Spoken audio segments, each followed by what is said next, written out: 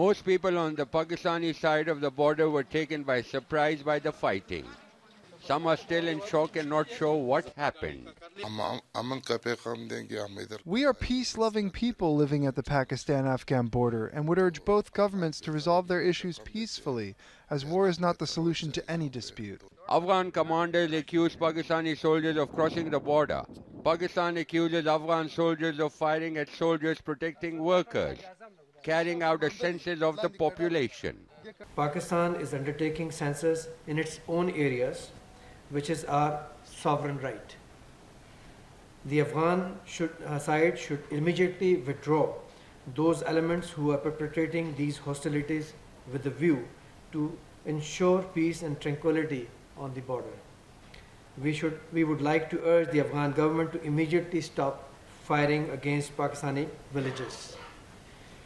In case Afghanistan does not take measures to stop its provocations, Pakistan reserves the right to fully respond with a view to protect its sovereignty and citizens. Markets and businesses remained closed for a second day along with the major border crossing in Chaman. Many villagers close to the border opted to leave their homes.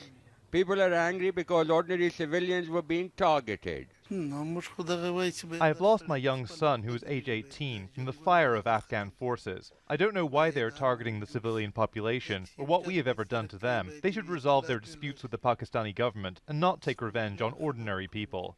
The closure of the Chaman border crossing has stranded trucks laden with goods.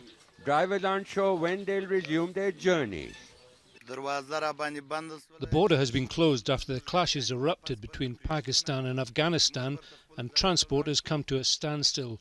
It's affecting business on both sides of the border, and we are also losing both time and money. The latest fighting is an indication that the two sides remain poles apart, despite efforts to normalize ties. Both Afghanistan and Pakistan will have to agree for better border management in order to avoid deadly clashes along the border between the two countries.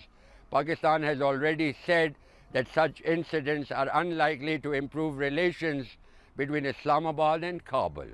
The situation remains tense.